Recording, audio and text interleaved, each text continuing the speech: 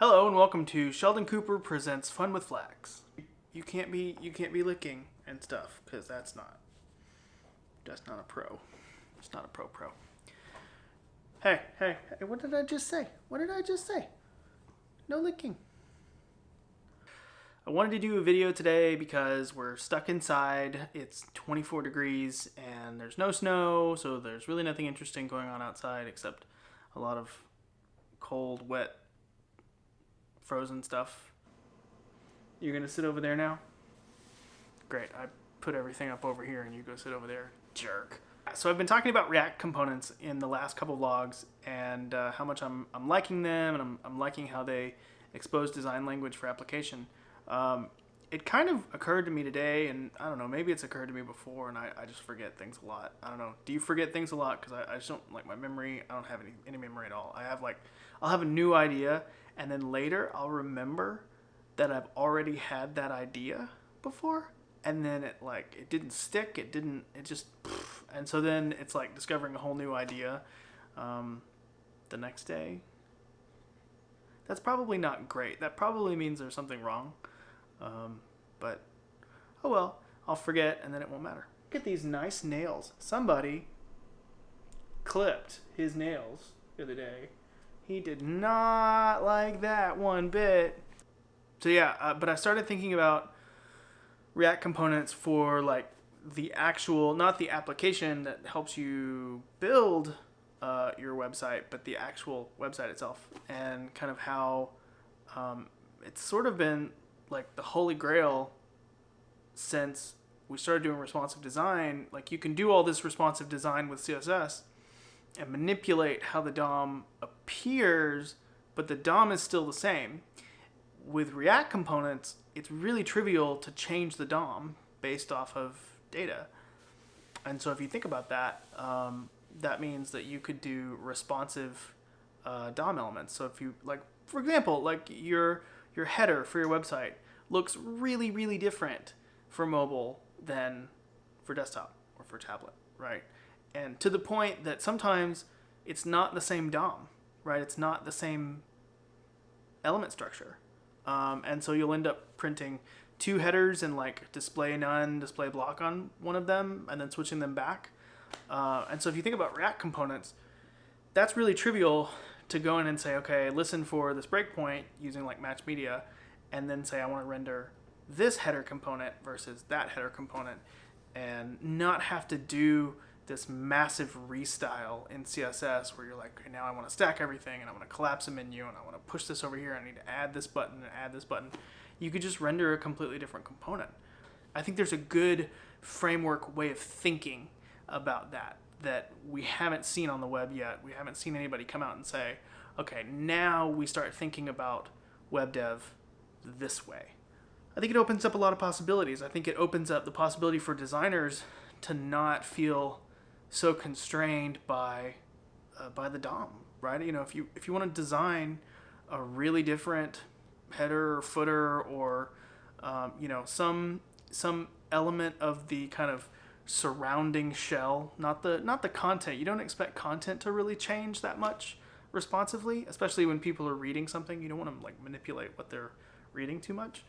But you think about the kind of wrapper shell of a website could really drastically change when the site's rendered at different breakpoints. And his pony pal Pokey too. I tried to watch an original episode of Gumby, like the 60s ones. Oh, they were bad. That was like trying to watch the original Voltron. Man, that's some bad television. You know that feeling where you thought you were recording the whole time and like good stuff happened and then you weren't recording? What I was thinking about earlier is just kind of how much JavaScript has changed in the past couple years after having not changed for over a decade. You know, I mean, like the JavaScript that we're writing, especially if you're transpiling with Babel or something like that, if you're writing TypeScript and transpiling that or whatever, you know, you're using new syntax, you're using deconstruction, you're using let and const, you're using arrow functions, And you can use it because it's all getting transpiled. But it looks nothing like the JavaScript that we learned years and years ago. And that JavaScript, that kind of ES5 and previous JavaScript syntax, before anybody was transpiling JavaScript, that didn't change. Like, they introduced a few new things, but the syntax was the same, like from the 90s on, at least. It feels like we're learning a lot right now. In order to do the React development, you're combining the React package and the React DOM package with Babel as the transpiler and Webpack as the packaging, and you're throwing new things as far, like if you're doing store with Redux. And I feel like the learning curve right now, I like it, but I go to bed exhausted because I just can't learn anything else. It's just so strange to go through a really long period of time working on the web and building websites, and really not that much changes. Every few years you can ditch a browser, and that means you can start using some new CSS that, come on, how long before we actually got to use border radius, right? Things like that. And then all of a sudden, boom, we're transpiling our CSS, we're transpiling our JavaScript, we can use all this new syntax. It's kind of exhausting, and we're making these hairpin turns with our architecture. And there's all these different blog posts saying, it's better if you do it like this. It's better if you do functional programming. It's better if you write it this way. It's better if you include your CSS in your JavaScript imports. It's like, it's not bad. It's just kind of, I want to take a moment and acknowledge that this is really crazy right now. This is a crazy time for web development, and it's really good. But wow, it's way more demanding than web development was 5 years ago. I don't really know what my concluding thought to that is. I'm feeling, I'm feeling that tension, and I'm enjoying learning these new things, but also it's like, okay, this is a lot. You watching for cats? Are you watching for kitty cats? You watching for squirrels?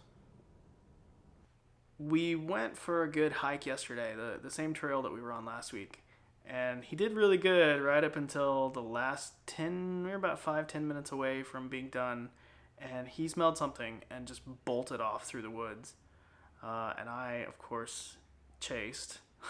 Not very quickly, but luckily he had the check cord on, so I grabbed him. But he led me into some brush, and I got all scratched up, and I was not happy.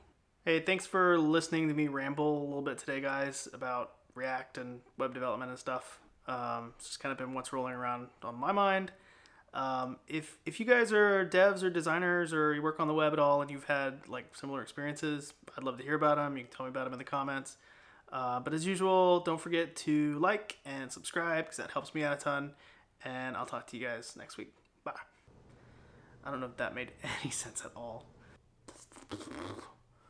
Oh, somebody direct messaged me. I'm missing out on Slack stuff right now.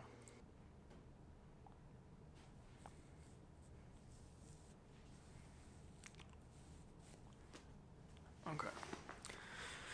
Nothing attractive about that.